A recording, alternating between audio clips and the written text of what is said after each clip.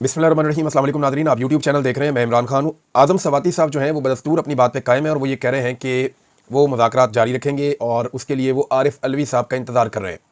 आरिफ अलवी साहब जो हैं वो अमेरिका के दौरे पर थे, उसके बाद वो बरतानिया जाएंगे और उसके बाद वो पाकिस्तान वापस आएंगे। अब आरिफ अलवी साहब का इंतज़ार किया जा रहा है। जो इतलात हैं उनके मुताबिक इसी महीने के आखिर में अप्रैल के आखिरी हफ्ते में आरिफ अलवी साहब पाकिस्तान वापस पहुँच जाएंगे। अब आज़म सवाती साहब ने कहा कि जो कहते हैं कि डील हो रही है, इनकी अकल घास चढ़ने गई है। इमरान खान जमहूरियत और आइन की हुक्मरानी के लिए बात करेंगे और वो कह रहे हैं बातचीत हो रही है, मुज़ाकरात हम कर रहे हैं, डील नहीं कर रहे। और बातचीत के लिए तो इमरान खान सब तैयार है। उन्होंने कहा कि आरिफ अलवी ने पिछले हफ्ते आना था, लेकिन वो पिछले हफ्ते नहीं आए और अब आइंदा हफ्ते वो आ रहे हैं। अभी हतमी तौर पर कुछ नहीं कहा जा सकता। बातचीत इमरान खान की रिहाई के लिए नहीं होनी, वो तारीख में अपना नाम रकम कर चुके हैं। देखिए, आज़म सवाती साहब ने पहले ये क्लेम किया था कि मुज़ाकरात के लिए मेरा नाम दिया गया है। अब वो ये कह रहे हैं कि नहीं, मुज़ाकरात के लिए मेरा नाम तो है, लेकिन मैं डॉक्टर आरिफ अलवी का इंतज़ार कर रहा हूँ कि वो आए तो मुज़ाकरात आगे बढ़े। डॉक्टर आरिफ अलवी इमरान खान साहब के सबसे पुराने साथियों में से एक हैं, बड़े मजबूत इमरान खान साहब के साथी हैं और उन्होंने अभी अमेरिका में बड़ी ज़बरदस्त एक्टिविटीज़ की हैं और अब वो बरतानिया भी आ रहे हैं। यहाँ पर उनकी कुछ पोलिटिकल एक्टिविटीज़ हैं बरतानिया में, उसके बाद वो पाकिस्तान जाएंगे। क्या वाकई ये खबर दुरुस्त है कि आज़म सवाती साहब मुज़ाकरात को कामयाब कर सकेंगे, या उनका दावा दुरुस्त है? क्योंकि इमरान खान साहब ने साफ कहा कि मैंने किसी को कोई टास्क इस तरह का नहीं दिया है। एक जो खबर है वो शेर अफजल मरवत साहब के हवाले से भी है। शेर अफजल मरवत साहब ने दावा किया कि जनाब बैकडोर चैनल में कोई मुज़ाकरात पाकिस्तान तहरीक इंसाफ के चल रहे हैं। अब ये बात उन्हें तहरीक इंसाफ ने बताई है या जिनके साथ बैकडोर चैनल्स चल रहे हैं उन्होंने बताई है, इसके बारे में उन्होंने कुछ नहीं बताया। लेकिन उनका दावा है कि इमरान खान साहब 45 दिन में रिहा हो सकते हैं और उसके लिए कुछ शराइत उनके बकौल इमरान खान साहब के लिए रखी गई। डील की जो शराइत हैं वो ये है कि 60 दिन तक शेर अफजल मरवत के बकौल इमरान खान साहब चुप रहेंगे और सोशल मीडिया को लगाम डाली जाएगी। ये शेर अफजल ने दावा किया कि ये डील इमरान खान साहब के साथ हुई है। उन्होंने बताया कि 15 दिन गुजर गए, अब सिर्फ उनके बकौल 45 दिन बाकी हैं। किसी ने वारदात ना डाली तो शेर अफजल मरवत के बकौल इमरान खान की रिहाई मुमकिन है। अच्छा, ये इन्होंने शेर अफजल मरवत साहब ने ये वाला दावा किया। इससे पहले और भी दावे करते रहते हैं, लेकिन ये एक डील का दावा है जो वो कर रहे हैं। इस पर शेख वकास अकरम साहब जो हैं, इनका जवाब भी है। उन्होंने कहा हमारे एस्टेब्लिशमेंट से मुज़ाकरात जारी नहीं है, यानी हमारे उनके साथ मुज़ाकरात नहीं चल रहे। और बातचीत शुरू करने से कबल एक चीज़ क्लैरिटी से कह दूं कि फिल वक्त जब हम बात कर रहे हैं, हमारे बैकडोर या सामने से किसी किस्म के एस्टेब्लिशमेंट से मुज़ाकरात नहीं हो रहे। जो अपनी ज़ाती हैसियत में कोशिश कर रहे हैं और करते रहते हैं, इनको भी खान साहब ने कह दिया है कि मेरी रिहाई के हवाले से किसी ने कोई भी ऑथोराइजेशन किसी के पास नहीं है कि वो कोई मुज़ाकरात करे। वो बात वहाँ फ़ाइनल हो गई है। अगर कोई क्लेम भी करता है कि मुझे खान ने ऑथोराइज़ किया है, तो खान ने वादे कह दिया है कि मैंने किसी को इजाज़त नहीं दी या किसी को ऑथोराइज़ नहीं किया, किसी को ये अथॉरिटी नहीं दी कि वो मेरे लिए जाकर मुज़ाकरात करे या कोई डील करे या कोई मेरे हवाले से बातचीत करे। अब इसमें आज़म सवाती का एक मौक़िफ़ है, शेर अफजल मरवत का एक मौक़िफ़ है और पार्टी के जो इन्फॉर्मेशन सेक्रेटरी हैं शेख वकास अकरम, उन्होंने एक वादे मौक़िफ़ दे दिया है कि ऐसी कोई बात नहीं है। अब एक और चीज़ आज़म सवाती साहब के हवाले से हुई है और ये बहुत बड़ी डेवलपमेंट है। ये डेवलपमेंट है बाबर सवाती साहब वाले केस में। मैंने ये केस आपके सामने पहले भी रिपोर्ट किया था। स्पीकर हैं खैबर पख्तूनख्वा असम्बली के बाबर सवाती, क्योंकि ये इमरान खान साहब के बड़े काबिल एतमाद साथियों में से एक हैं। तो वो तमाम लोग जो मुमकिन तौर पर अली अमीन गंडापुर साहब को अगर हटाया गया तो जो उम्मीदवार हो सकते हैं उन्हें सबको कंट्रोवर्शियल बनाया गया है। मिसाल के तौर पे तैमूर झगड़ा, वो तो एमपीए ही नहीं बने। अगर वो एमपीए बन जाते तो वो एक उम्मीदवार हो सकते थे वज़ीर आला खैबर पख्तूनख्वा के, लेकिन उन्हें एमपीए नहीं बनने दिया गया। उसके बाद उन्हें काबीना में भी इमरान खान साहब के कहने के बावजूद शामिल नहीं किया गया। दूसरा, अगर आप गौर करें तो जितने भी लोग मुकाबले में आ सकते थे उन्हें सूबाई असम्बली का इलेक्शन ही नहीं लड़ने दिया गया और उसके बाद जो बाकी बचते हैं उनको मुतनाज़ किया जाता है, जैसा कि 2-3 लोगों को माजी में किया गया। और अब जो स्पीकर हैं बाबर सवाती साहब, उन्हें मुतनाज़ा करने की कोशिश की गई और इसमें अली अमीन गंडापुर साहब का ग्रुप है और ख़ास तौर पे आज़म सवाती साहब इसमें पेश थे।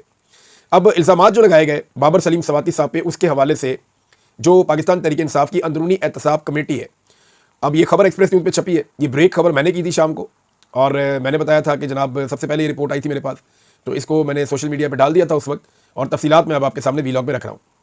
हुआ ये है कि जो एक्सप्रेस न्यूज़ की खबर इसके बारे में कहती है, तफसील अब उन्होंने सारी निकाली इसकी।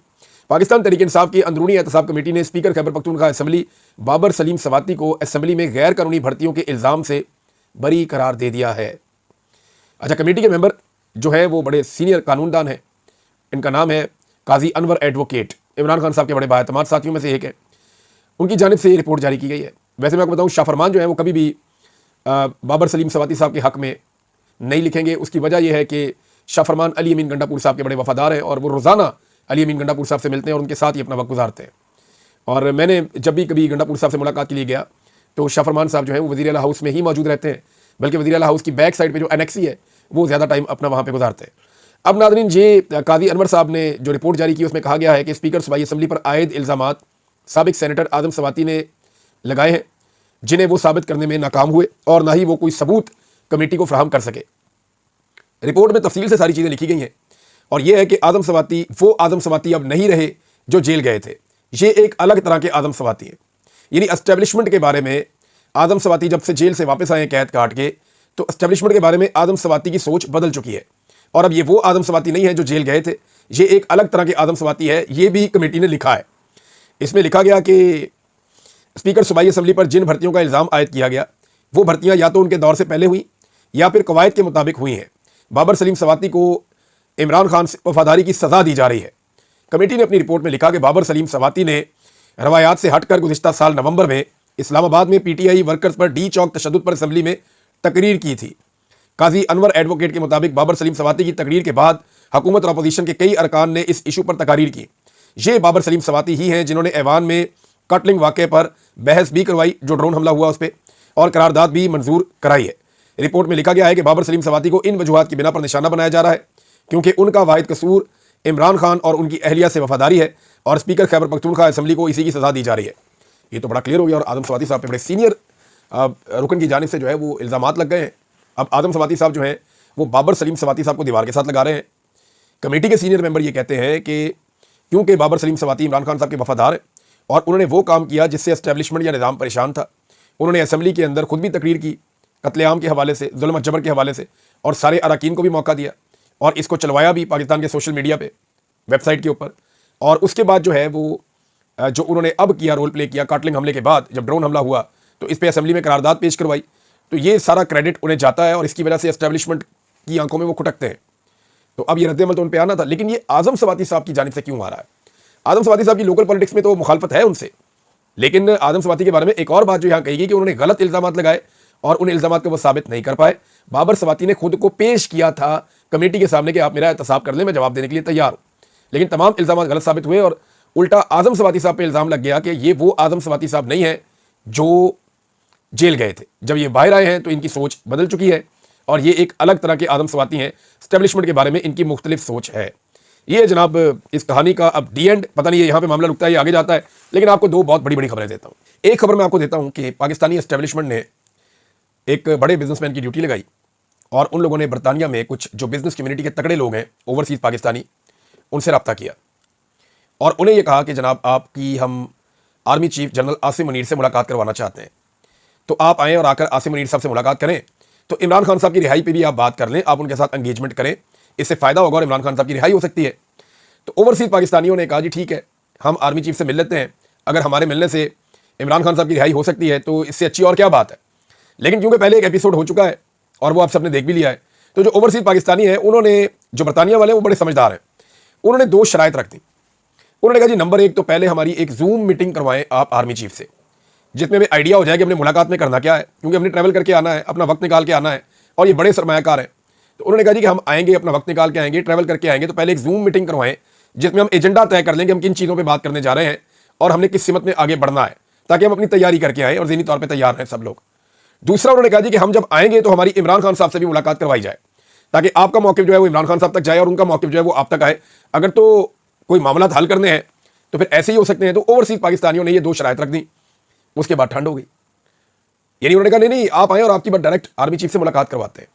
अब ये नाम भी जो है वो एस्टेब्लिशमेंट की जानिब से दिया गया था कि ये बंदे बुलवाने हैं आपने। अब ये वो बंदे हैं जो पाकिस्तान तहरीक इंसाफ के लिए बड़ा जोर लगाते हैं, बेचारे एक्टिविटीज़ करवाते हैं, इवन फंडिंग भी करते हैं। तो ये तगड़े लोग हैं बरतानिया में। अब इन लोगों को एस्टेब्लिशमेंट की जो तरीकाकार था वो ये था कि ये लोग आएंगे, आर्मी चीफ से मिलेंगे और वापस जाएंगे और हमने कुछ नहीं करना। इनके जाने के बाद हम मजीद सख्ती करेंगे, उसके नतीजे में जो हम बता देंगे जनाब ये आकर मिलकर गए, और उसके बाद इनको गालियां पड़ेंगी सोशल मीडिया से और ये भी पाकिस्तान तहरीक इंसाफ से मुतनफ़र होकर दूर हो जाएंगे। जैसा कि प्लान इन्होंने अमेरिका में किया था, वहाँ पर भी इतनी कामयाबी नहीं हुई। वो चीज़ें काफ़ी हद तक पाकिस्तान तहरीक इंसाफ के लोगों ने सेटल कर ली हैं, लेकिन यहाँ पर ये वाला दाव इनका चला नहीं। तो नंबर एक खबर ये है। दूसरी खबर मैं आपको अंदर की एक और देता हूँ कि दो बरतानिया के MPs हैं, मेंबर पार्लियामेंट, उनकी मुलाकात हुई थी आसिम मुनीर साहब से। और यहाँ जो ओवरसीज़ पाकिस्तानी है फिर वो उनसे मिले और उन्होंने पूछा जी कि आप आसिम मुनीर साहब से मिले हैं तो आपकी क्या बातचीत हुई। तो उन्होंने बताया कि पाकिस्तान के आर्मी चीफ से जब हम मिले तो हमें ये बताया गया कि आपकी आधे घंटे की मुलाकात होगी, इससे ज़्यादा मुलाकात नहीं होगी। और फिर ये मुलाकात जो है वो आधे घंटे की बजाय तकरीबन हमारी मुलाकात उनसे हुई 1.5 घंटा। तो 1.5 घंटे की मुलाकात में उन्होंने खुद जो लफ्ज़ इस्तेमाल किया, जो मुझे बताया ओवरसीज पाकिस्तानियों, उन्होंने कहा जी एमपीज़ ने हमें बताया कि 75% टाइम जो था मीटिंग का, उसमें जनरल आसिम मुनीर साहब ने इमरान खान और बुशरा बीबी की बदतरीन बुराइयां की हैं। और ये ऐसे मामला शुरू हुआ कि वो जो एमपीज़ हैं बरतानिया के मेंबर पार्लियामेंट, उन्होंने कहा कि जी हमारे जो ओवरसीज़ हैं आपके मुल्क के, वो हमसे बहुत रब्ता करते हैं, वहाँ बड़ी बेचैनी है और वो बार बार ये पूछते हैं कि जनाब इंसानी हकूक़ की पामालियाँ हो रही हैं, इमरान खान साहब के साथ और उनकी पार्टी के साथ ज़्यादतियाँ हो रही हैं, तो हमारे बरतानिया में बहुत बेचैनी है, बार बार लोग एहतजाज भी करते हैं, तो इसके ऊपर आपको मामला ठीक करना चाहिए। उन्होंने तो अपनी तरफ से ये बात कर दी। उसके बाद उन्होंने बताया कि जनाब आर्मी चीफ इतनी शदीद मुखालफत रखते हैं कि उन्होंने 75% time of the meeting spend किया इसी बात के ऊपर कि इमरान खान की ये बात बुरी है, बुशरा बीबी की ये बात बुरी है, इन्होंने ये किया, इन्होंने वो किया। एक लंबी चौड़ी उन्होंने तमहीद बांध के जो 1.5 घंटे की मुलाकात थी, उसमें से 1 घंटे से ज्यादा इमरान खान और बुशरा बीबी की बुराइयां की हैं आर्मी चीफ ने। ये जनाब उन एमपीज़ ने ओवरसीज पाकिस्तानियों को बताया और वहां से ये बात मेरे तक पहुंची है। मैंने आपके साथ शेयर कर दी है कि एक्चुअली जो आर्मी चीफ है वो इमरान खान साहब के हवाले से फैसला शायद कर चुके हैं कि वो इमरान खान के बारे में जो क्रॉस वाली बात वो करते हैं ना बार बार कि इमरान खान के नाम पे हमने क्रॉस लगा दिया है, ये कभी नहीं आएगा, ये दावे वो करते रहते हैं। जब मैं इनके पास जबरी तौर पे लापता था, मुझे भी यही कहते थे कि हमने क्रॉस लगा दिया, खत्म होगी बात, हमारा मुल्क है, हम खुद चला लेंगे। तो ये सारी चीज़ें अब दिखाई भी दे रही हैं और मजीद गवाहियां भी इसके बारे में मिल रही हैं कि एक्चुअली जो पाकिस्तान की मिलिट्री एस्टेब्लिशमेंट है, उन्होंने इमरान खान के बारे में ये फैसला कर लिया है कि वो उनको नहीं आने देंगे या उनके लिए वो दरवाज़ा नहीं खोलेंगे। लेकिन देखिए ये तो दरवाज़ा तो आवाम ने खोलना है। जुनैद अकबर साहब का स्टेटमेंट और वार्निंग भी है इसमें, बड़ा खुलकर उन्होंने बात की है जुनैद अकबर ने। उन्होंने कहा जी हम सरकारी मुलाजमीन के साथ नहीं निकलेंगे, बस एक इमरान खान की कॉल पर हम निकलेंगे, जिसने गोलियां चलानी है वो गोलियां चलाए, जिसने जो करना है वो कर ले, हम निकलेंगे। ये जनाब चकदरा के अंदर एक बड़ा शानदार इज्तिमा था, वहां पे जुनैद अकबर साहब ने खिताब किया है और वो वार्निंग दे रहे हैं कि जनाब हम निकलेंगे, हर हाल में आएंगे, बंदूकें साफ कर लो, अगर तुमने गोली चलानी है तो गोलियां चलाओ, हमें इससे फर्क नहीं पड़ता। नाज़रीन एक और चीज़ है और ये इंपॉर्टेंट न्यूज़ है, क्योंकि देखिए इस वक्त जो आलमी मंडी है उसमें पेट्रोल की कीमत 62 रुपये कुछ पैसे जो है वो रुपये नहीं डॉलर फी बैरल है। तो ये $62 के आसपास पहुंची हुई है। तो ये बहुत कम कीमत है इस वक्त आलमी मंडी में पेट्रोलियम मसनूआत की। लेकिन इस वक्त भी पाकिस्तान की गवर्नमेंट जो है वो पेट्रोल को बेच रही है 255 रुपये का फी लीटर। इमरान खान साहब इससे दुगनी कीमत का पेट्रोल खरीद के इससे आधी कीमत का बेच रहे थे, 150 रुपये का, 145 रुपये का वो बेच रहे थे। लेकिन ये लोग बेच रहे हैं उसको 255 रुपये का, खरीद रहे हैं 62 में। अब आने वाले वक्त में जो इस वक्त दुनिया के हालात दिखाई दे रहे हैं, कुछ जो माहिरीन हैं मईशत के, उनका ये कहना है कि पेट्रोलियम मसनूआत की आलमी सतह में कीमतें बढ़ने वाली हैं। अगर खुदा न खास्ता ये हालात पैदा हो जाते हैं या थोड़ा सा तनाज़ा बढ़ता है, तो अगर ये कीमतें 80 या 90 रुपये या $90 फी बैरल तक भी चली गई, 80 या $90 फी बैरल, अगर ये कीमतें यहाँ तक भी चली गई तो पाकिस्तान के अंदर ये हुकूमत कीमतें कंट्रोल नहीं कर पाएगी। यहाँ पाकिस्तान में जो पेट्रोलियम मसनूआत की कीमतें हैं वो 350 से 350 या इससे ऊपर भी जा सकती हैं और फिर डॉलर की कीमत भी इनके हाथों से निकल सकती है। तो हालात इंतहाई ख़राब होने की तरफ जा सकते हैं। अब दुआ यह है कि आलमी मंडी के अंदर जो तेल की कीमतें उनमें इस्तेहकाम रहे या वो मज़ीद कम होती चली जाएँ। अगर तेल की कीमतें बढ़ी तो इससे बड़ा नुकसान होगा और इससे बड़ी प्रॉब्लम हो जाएगी खासतौर पर पाकिस्तान के लिए, क्योंकि हमारे पास तो रिजर्व के लिए जगह ही नहीं है ना। हम तो अपनी ज़रूरत का तेल इकट्ठा भी नहीं कर सकते। बस तेल आ रहा है हम इस्तेमाल कर रहे हैं, आ रहा है हम इस्तेमाल कर रहे हैं। बहैसियत कौम हमने अपने ऐसे रिजर्व भी नहीं बनाए कि जिनके अंदर हम 1 महीने का, 1.5 महीने का, 2 महीने का तेल हम इकट्ठा करके रख सकें। दुनिया भर के ममालिक ये करते हैं, लेकिन हमने कभी ऐसा कुछ नहीं किया। हमारी ये कैपेसिटी है, ये सोच ही कभी नहीं बनी कि हमने इस तरफ जाना भी है। नाज़रीन पंजाब की हालत यह है कि पंजाब का कोई इदारा भी अपने अहदाफ हासिल नहीं कर पाया और ये एक्सप्रेस न्यूज़ ने इसके ऊपर खबर छापी है कि पंजाब का कोई एक महकमा भी तरक्याती अहदाफ हासिल नहीं कर सका। फाइनेंशियल रिपोर्ट ने हुकूमत का पूरा पोल खोल कर रख दिया है। यह है नाज़रीन पंजाब की सूरत हाल। और इसके साथ मैंने आपको बताया कि और तवज्जो इनकी क्या है, गिरफ्तारियां करो बस। अभी आलिया हमजा साहिबा को गिरफ्तार किया गया, उन्हें अडियाला जेल मुंतकिल करना था और वो कह भी रही थी कि मैं अडियाला जेल जाना चाहती हूँ, मेरा लीडर भी वहीं पे कैद है। तो उन्हें जुडिशल कर दिया गया जज की जानिब से, हालांकि मुकदमा बनता ही नहीं था, जाली मुकदमा किया गया उनके खिलाफ। तो अडियाला जेल उनको भिजवाने की बजाय, तकलीफ देना मकसद है ना, उन्हें जेलम जेल में भिजवा दिया गया और वहाँ पर आलिया हमजा साहिबा को अब रखा गया है। इसके अलावा जनाब खैरपुर में वकला ने धरना दिया हुआ है और ये जो वहाँ पर एक मेन शाहरा है उसको बंद किया हुआ है और ये रास्ता है सिंध और पंजाब को मिलाने वाला। अब सिंध और पंजाब का ये रास्ता वकला ने वहाँ पे बंद कर दिया है और वजह है वो 6 नहरें जिनके निकालने का हुक्म आसिफ अली जरदारी ने दिया था। लेकिन जब भी मैं ये कहूँगा ना कि आसिफ अली जरदारी ने दिया था तो पीपल्स पार्टी को बहुत तकलीफ होगी, लेकिन क्योंकि ये एक रियलिटी है, हकीकत यह है कि पाकिस्तान पीपल्स पार्टी ने अपने इक़्तिदार की खातिर सौदा किया और दरियाए सिंध का पानी जो है वो SIFC के हवाले कर दिया और 6 नहरों का उनके साथ मुआहदा कर लिया और जरदारी साहब ने उसके ऊपर मोहर लगा दी और बतौर सदर पाकिस्तान उसके लिए अहकामात जारी कर दिए। इस मीटिंग के मिनट्स भी मौजूद हैं, इसके टिकट्स भी मौजूद हैं और सदर पाकिस्तान का जो ऑफिशियल ट्विटर हैंडल है वहां से इसके ट्वीट्स भी किए गए। लिहाजा SIFC को दरियाई सिंध का पानी जो सिंध के किसानों ने इस्तेमाल करना था वो आसिफ अली जरदारी साहब ने बेच दिया अपने इक्तदार के बदले में, और अब वो पानी चोलिस्तान में जाएगा और वहां पे इस्तेमाल होगा। सिंध के किसान जो है वो पानी की किल्लत का शिकार होंगे। अब ये नूरा कुश्ती करते हैं बार बार। वहां शहबाज शरीफ और नवाज शरीफ भी कह रहे हैं कि नहीं जी हम पीपल्स पार्टी के तहफ्फुज़ात दूर करेंगे, हम बात सुनेंगे। बिलावल जो है वो चीख चीख के तकरीरें कर रहे हैं जी हम फॉर्म 47 वाले नहीं है। तो फिर कौन है जनाब आप? बिलावल साहब, आपको जो फॉर्म 47 मिला है ना मुल्तान पूरे के अंदर गिलानी फैमिली को, जो आपको मिला है सिंध के अंदर, इसका कोई तसव्वुर भी नहीं कर सकता। धांधली लोग पंजाब में पकड़ते हैं, खैबर पख्तूनख्वा में पकड़ते हैं, सिंध की धांधली पे तो आज तक बात ही नहीं हुई। ये खामोशी के साथ दाव लगाते हैं, हुकूमत बनाते हैं, टाइम पूरा करते हैं, निकल लेते हैं। सिंध की धांधली को जब आप रोकेंगे तो पाकिस्तान आगे बढ़ेगा। सिंध में बहुत पोटेंशियल है। बलूचिस्तान और सिंध को पिसे हुए और बैकवर्ड इलाके साबित करके वहां पे अपनी मर्जी की हुकूमतें बनाने दी जाती हैं। सिंध को पीपल्स पार्टी के हवाले किया हुआ है कि करें आप धांधली ब्यूरोक्रेसी के साथ मिलकर, आवे का आवे बिगड़ा हुआ है। जबकि बलूचिस्तान जो है वो एस्टेब्लिशमेंट के कंट्रोल में है कि अपनी मर्जी की हुकूमत बनाए, अपनी मर्जी का निजाम वहां पे चलाएं। खैबर पख्तूनख्वा में जो गयूर पश्तून है उन्होंने जो है वो इक्तदार छीना हुआ है एस्टेब्लिशमेंट से, और वो अपनी मर्जी से इलेक्शन करते हैं और गिनती करवाते हैं। जबकि पंजाब के अंदर इस वक्त जो है एस्टेब्लिशमेंट और PMLN ने मिलकर धांधली नहीं धांधला किया और आवाम का मैंडेट चोरी करके एक जाली हुकूमत बना दी है। नाज़रीन, ये जो शेर अफजल मरवत साहब ने स्टेटमेंट दिए ना अलीमा खान साहबा के बारे में, इस पर एक रद्द-ए-अमल आया, और ये रद्द-ए-अमल जनाब दिया है अखुनज़ादा हुसैन साहब ने। ये पाकिस्तान तहरीक इंसाफ के बड़े शानदार वर्कर्स में से एक है, इमरान खान साहब के दरीना साथी हैं। तो इन्होंने जवाब दिया है शेर अफजल मरवत साहब को। मैं इन्हीं का जवाब आपको पढ़ के सुना देता हूँ। अखुनज़ादा हुसैन साहब कहते हैं कि शेर अफजल मरवत 2 साल पहले कहाँ था और कौन था, ये उस मुल्क में यानी ज़्यादा किसी को पता नहीं है। इमरान खान की वकालत ने उन्हें यहाँ लाकर खड़ा किया कि आज वो TV टॉक शोज़ पर आकर खान साहब की बहनों पर हमलावर हो रहा है। हम ना सिर्फ इस गलाजत और घटियापन की मजम्मत करते हैं, बल्कि पार्टी के इन साथियों को भी मुलामत करते हैं जो अब भी उनसे राब्ते में हैं। उन्होंने ही शेर अफजल मरवत को पार्टी मामलात पर और खान की फैमिली के बारे में इतनी बेबाकी से बोलने के काबिल बनाया है। ये तो कमजरफी की इंतहा है कि जिस शख्स ने आपको एक मकाम पर बिठाया हो, आप उनकी बहनों के खिलाफ दुश्नाम तराजी पर उतर आएँ। ये जनाब शेर अफजल मरवत साहब के बारे में अखुनज़ादा हुसैन अहमद साहब ने इसका जवाब दिया है। फैसल करीम कुंडी साहब ने एक मरतबा फिर दावा किया है कि हर हाल में अली अमीन गंडापुर साहब जो हैं वो बिल पास करवाएंगे। ये जो मादनियात वाला बिल है वो पास करवाएंगे।